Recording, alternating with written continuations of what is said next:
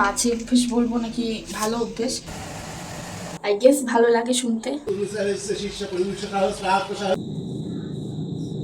Hair fall কমিয়েছে, plus hair গ্রোথও দিয়েছে। হেই everyone, good morning সবাইকে। আজকে তারিখ হচ্ছে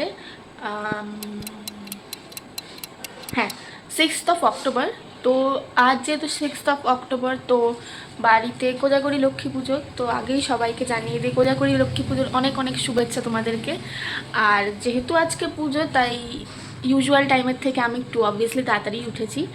আর আজকে সারাদিনটা কি করব, পুজো কিভাবে আমাদের বাড়ি কাটে, সবটা তোমাদের সঙ্গে এই ভ্লগে, এই ভিডিওতে শেয়ার করব।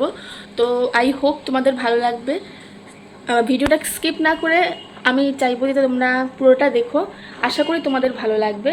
তো চলো আজকের ভিডিওটা স্টার্ট করা যাক।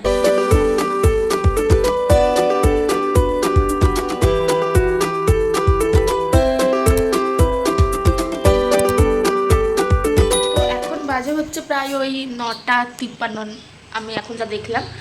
আর আমি উঠেছি প্রায় ওই 9:45 নাগাদ। যাওয়ার পর আমি সকালে তো এখন সেরকম কোনো কাজ নেই, কারণ বেসিক্যালি আমাদের বাড়ি আজ পুজো হচ্ছে সন্ধ্যে 6টায়।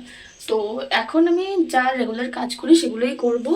আর হ্যাঁ, ইউজুয়াল টাইমের থেকে একটু তাড়াতাড়ি আজকে আমি স্নানটা করে নেব। না, আমি চুলটায় একটু আবিস গুডনেসের এই স্প্রেটা লাগাবো। তোমরা হয়তো অনেকেই জানো এই স্প্রেটার ব্যাপারে। আমার ক্ষেত্রে এটা প্রচণ্ড ভালো কাজ করেছে, হেয়ার ফল কমিয়েছে, প্লাস হেয়ার গ্রোথও দিয়েছে। তো আই জাস্ট লাভ ইট। তো আমি এখন এটা স্প্রে করব, আমার চুলে ভালো করে এটা স্ক্যাল্পে ম্যাসাজ করে নেবো। তারপরে রেখে দেবো কিছুক্ষণ, ওই 2 ঘন্টা 3 ঘন্টা মতো। তারপর আমি শাওয়ারে শ্যাম্পু করে জাস্ট ওয়াশ আপ করে নেবো। তো চলো এখন যা আমার কাজ করবো সেটা সেরে ফেলি আপাতত। তোমাদের বাড়িতেও কিরকম কি পুজো কাটে তোমরা চাইলে আমার সঙ্গে শেয়ার করতে পারো। I love to hear that. And আমাদের বাড়িতে প্রথম থেকেই সন্ধেবেলাতেই পুজো হয়ে আসছে। সন্ধেবেলা বলতে যখন ওই বিকেলটা গড়িয়ে সন্ধে নামছে, ঠিক এক্স্যাক্ট ওই টাইমটাতেই আমাদের বাড়ি পুজো হয়ে আসে আগাগোড়াই। তোমাদের তো এমনি দেখাবোই, আর সঙ্গে একটু শেয়ার করছি যাতে তোমাদেরও আই গেস ভালো লাগে শুনতে। এরকম করে একটু দিই, তারপরে ম্যাসাজ করি থ্রু দ্য স্ক্যাল্প। কপাল দিয়ে গড়িয়ে পড়ছে। আমার আবার একটা খুব অভ্যেস আছে, আমি জানি না এটাকে বাজে অভ্যেস বলবো নাকি ভালো অভ্যেস, বাট আমার এই একটা অভ্যেস আছে যে যখনই চিরুনি ধরো অপরিষ্কার হয়ে গেল, আমি তারপরে একটু পরিষ্কার করে নিতে ভালোবাসি। তারপরে বলতে আমি ট্রাই করি সপ্তাহে অন্তত একদিন আমি পরিষ্কার করি। তো সেটাই এখন আমি করবো, কারণ চিরুনিগুলো দেখছি খুব নোংরা হয়ে পড়েছে, আর আমার একটুও নোংরা চিরুনি ইউজ করতে ভালো লাগে না। তো ওই জন্যই এখন আমি জল গরম বসিয়েছি, আর একটু সার্ফ দিয়ে আমি জাস্ট এগুলোকে দিয়ে দেবো, মিনিটের মধ্যে এগুলো পরিষ্কার হয়ে যায়। তো ওটাই করবো। একটু ইগনোর করো ব্যাকগ্রাউন্ড নয়েজটাকে, কারণ আমি এখানে ইন্ডাকশান চালিয়েছি, আর আই হোপ গাড়ি ঘোড়ারও আওয়াজ আসছে, তো একটু ইগনোর করুন। আমি এবার চিরুনিগুলো দিয়ে দিই। আমি তো একটা কথা বলতে তো ভুলেই গেছি, আমি ফার্স্ট টাইম লক্ষ্মী পুজোয় একটু উপোস করবো ভেবেছি, কারণ আমি আগে কখনো করিনি। আমি দেখতে চাই আমি কতটা কি উপোস করতে পারি, কতক্ষণ। তো ওই জন্যই আর কি আমি ভাবলাম আরও উপোসটা করি, দেখি কতক্ষণ পারবো। তো 6টার দিকে তো পুজো, আই হোপ 7টার মধ্যে পুরোহিত অন্তত এসে যাবে। তো দেখা যাক কতটা কি আমি উপোস করতে পারি, বাট আমি ট্রাই করতে চাই, আমি দেখতে চাই যে কতক্ষণ আমি উপোস করে থাকতে পারি। অ্যান্ড উপোস করা is really well for your health. আবার অনেকক্ষণ পর কথা হচ্ছে তোমাদের সঙ্গে। তো এখন বাজে হচ্ছে প্রায় ওই 11:50। আমার এখানে সব কাজ অলমোস্ট ডান হয়ে গেছে, সব ক্লিনও হয়ে গেছে মানে চিরুনিগুলো। তো এবার আমি স্নানে যাব। স্নান থেকে এসে তোমাদের সঙ্গে আবার দেখা হচ্ছে। ততক্ষণে ভিডিওটা দেখতে থাকো and enjoy till then. 2 hours later. স্নান করে নিয়ে নিচে যাওয়ার পর মা সবার প্রথমে আমাকে ঠাকুরের গয়না পরিষ্কার করার দায়িত্ব দিল। আমি সত্যি বলতে আগে কখনো গয়না পরিষ্কার করিনি, কারণ এইসব কাজ আমার দিদিই করে প্রতি বছর, কিন্তু দিদি নেই সেহেতু আমাকেই করতে হচ্ছে। তো যাই হোক, তারপরে দেখলাম মা পুজোর সব সরঞ্জাম অলরেডি ঘরে নিয়ে চলে এসছে, আর ঠিক ওই জায়গাটা করে আমাদের ঠাকুর বসবে। এরপর আমিও এক এক করে ঠাকুরের গয়নাগুলো পরিষ্কার করতে বসে পড়লাম। আর আমি দেখলাম তাই কোলগেট দিয়ে পরিষ্কার করলে বা যে কোনো টুথপেস্ট দিয়ে পরিষ্কার করলে বেশ সুন্দর পরিষ্কার হয়ে যায় গয়নাগুলো। আর যেহেতু গ্লু গান দিয়ে এই আঠাগুলো দিয়ে আটকানো হয়েছিল গয়নাগুলো, তাই সহজে উঠতে চাইছিল না, হাত দিয়ে টেনে টেনে তুলতে হচ্ছিল আমাকে। চলো তোমাদের সঙ্গে ততক্ষণ একটা ছোট্ট গল্প আমি শেয়ার করি কাজ করতে করতে।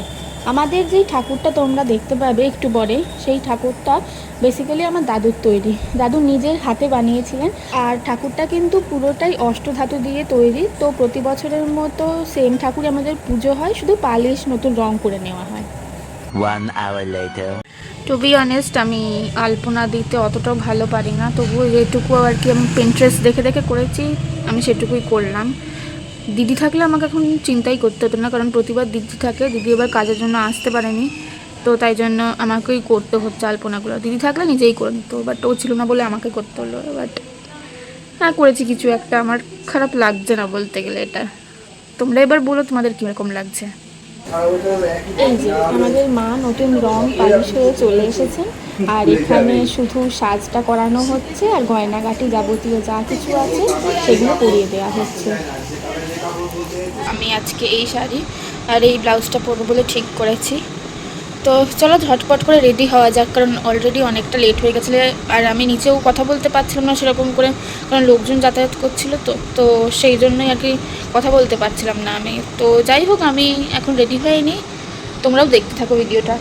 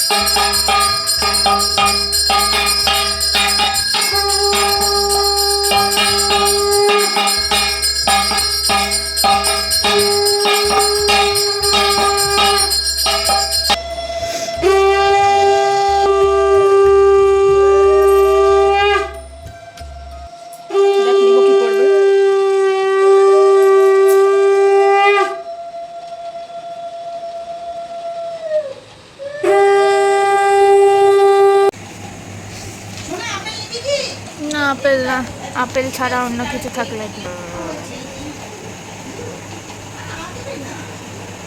Eternity later. হাই গাইস, এটা হচ্ছে নেক্সট দিনের ব্লগ। তো সেদিনকে ব্লগ করতে আর মনে ছিল না আমার বেসিক্যালি। তো ভিডিওটা এই পর্যন্তই আজকের। তো আশা করি তোমাদের ভিডিওটা ভালো লেগেছে। যদি ভালো লেগে থাকে লাইক, শেয়ার অ্যান্ড প্লিজ আমার চ্যানেলটাকে সাবস্ক্রাইব করো, অ্যান্ড এইভাবে আমাকে একটু সাপোর্ট করে যেও। অ্যান্ড দেখা হচ্ছে খুব শীঘ্রই নেক্সট ব্লগে। ততদিনের জন্য বাই।